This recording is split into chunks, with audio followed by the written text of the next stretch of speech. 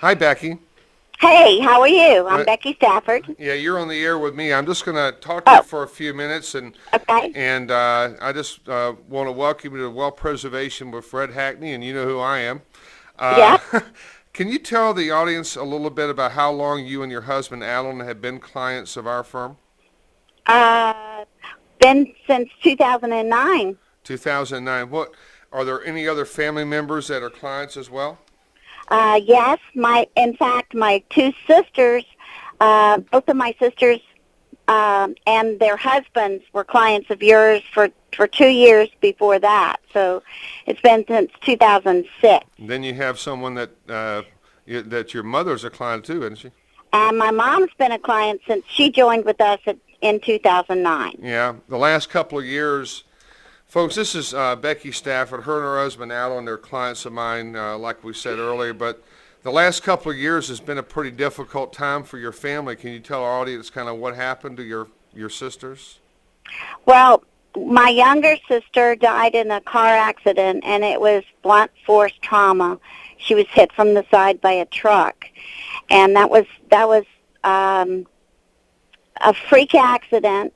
But Fred Hackney was there at the funeral. He was also there. He was one of the people called from the accident site because my brother-in-law, Paul, had his number in his phone, and that's how much my brother-in-law and my sister thought of Fred. And My your older sister, and the phone was found at the wreck by a good Samaritan right, that went through the history of the phone and then happened to call me on a Saturday night, and then I contacted you guys. and that's exactly right. And then you were there for the funeral, and you were there afterwards to help make sure that everyone understood what happens when Darlene dies to the money that you have preserved with you. And so Fred was there to help them with everything after the accident and after Darlene's death. And then The same. What happened here last month? And then just about 2 weeks ago, well, 3 weeks ago, my sister was put in the hospital, and she had an infection, and her body couldn't fight it, and even though they were giving her all kinds of antibiotics. So within 24 hours, she was dead. And Fred was there for the family, including the children, who met with Fred, and Fred helped them understand how he had preserved the money that Jonelle and Steve had saved for them. And he was there for not only my sister Jonelle and her husband Steve, but he was also there for their children. And then I had to come to your house and saw your mother recently, didn't we? Yes, because when Jonelle and Darlene died, the will says that instead of the money going to their husbands, Paul and Steve, it would go to their children, my sister's children. And so Fred came over to the house, and he met with my mom, my husband, and I, and then he helped us understand what forms we had to fill out so that the grandchildren could get the money without having to pay taxes on it. So he's helped us in a lot of ways besides preserving our wealth. He's helped us know how to get around tax loops so that when someone dies, we're not paying a good sum to income tax. We're not making the IRS your main beneficiary.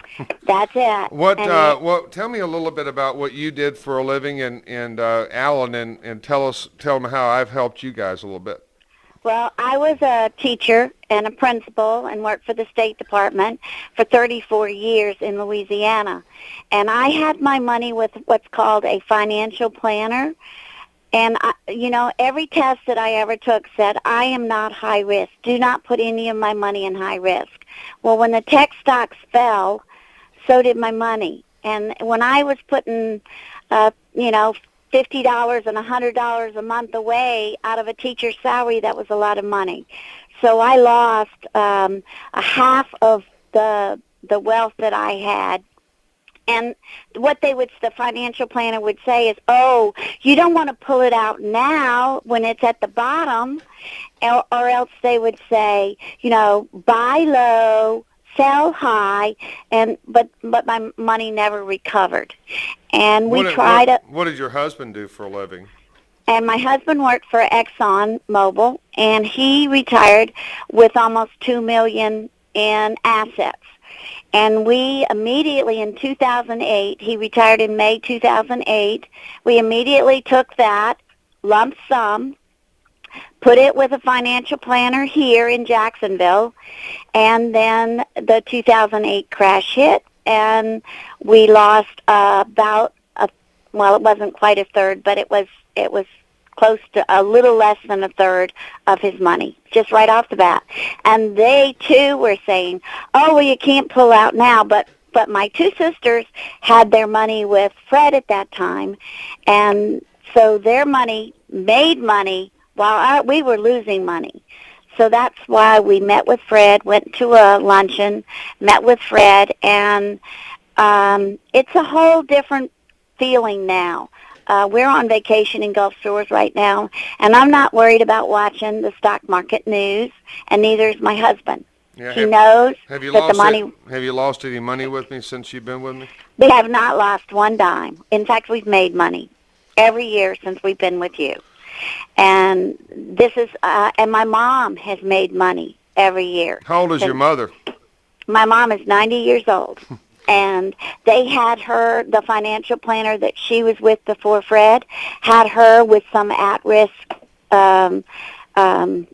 mutual funds. Mutual funds, which caused her to lose some of her wealth until Fred came along and put her with an annuity, which now she's making money every year. And she doesn't have to worry about the stock market anymore. And that's the one thing she tells everybody. If it hadn't been for Becky and Alan, she doesn't remember Fred's name, but she said if it hadn't been for Becky and Alan helping me make the right decision, I wouldn't have any money left now. And she's probably right. Yeah, where's your mother living? In Jacksonville, Florida. It is real close to Mayport. And since she is a Navy wife, it's real close. It's very, very convenient for her to use the commissary. But Fleet Landing's beautiful. And having that money that's the reserves helping her pay for that care. Well, not only that, she has Alzheimer's. And if we didn't have the money that Fred has preserved for her, right now we would be looking at having to pull her out of Fleet Landing and have her at home because we couldn't afford the cost that they charge for anyone who has Alzheimer's. So this has helped us give her a quality of life and a little bit of independence without having to live with us. Yeah. When you call the offices, like you said, I just want you to tell the audience here a little bit. You know, when you and Alan had met with me, and I asked that if something ever happened to Alan, that I'd be there for your family. Do you believe that'd be true? Oh, Fred, you know, that's such a piece. Your clients are not your clients. Your clients are very important to you. They're family. When someone decides to invest with you, they become your family, and you care about them. And when something happens to any one of them, you're going to be there. And I've seen it happen with my sister Darlene and my sister Jonelle. I've seen you be there at the funeral and to help them know what place they are financially. You take your time, you come to their home, and you sit down and you say, what are your questions? How can I help you? And then you make a difference in their life. And I never pressured you in any way to do it, did I?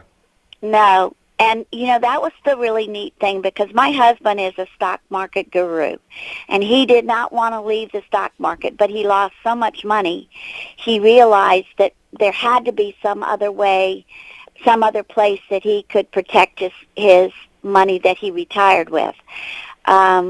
We have friends that work with Exxon that went with different financial planners, and they're back at work now. Well, they had one of them that went with Alice Stafford. Right? And lost money, yeah. That's right. And so the Stanford debacle, they have to go back to work. They've lost their retirement. Mm-hmm. And we're in a position, we're now at Gulf Shores in a motorhome having a week-long vacation with our friends. And we can do this only because we know our wealth is protected by the annuity and what you did with our money. So you think peace of mind is better than any big return Wall Street can give you? Well, I don't think Wall Street's given anybody a big return. I think it goes up and down, and I think it flatlines. And if you look over the different years, it's not. It might have a day that it goes up, but then you'll have 3 days that it goes down. So It's just not worth it to you. no, I was on antacids and trying to, almost having a nervous breakdown when I watched in 2008 in September what happened, and then in October what happened, and then and it didn't recover. And when you have a retirement nest and you've worked your whole life to be able to retire, and all of a sudden you're looking at something that says you don't have that now, and it all happened within a year. I mean, it's gone. So, yes, the peace of mind is the most wonderful thing that can happen to anyone. It just, and it's there because we've invested with you. Well, I really appreciate you calling in, Becky, and tell Alan I said hi and enjoy your vacation and your money's safe. Thank you so much. Okay, Becky. Bye. Okay, bye-bye.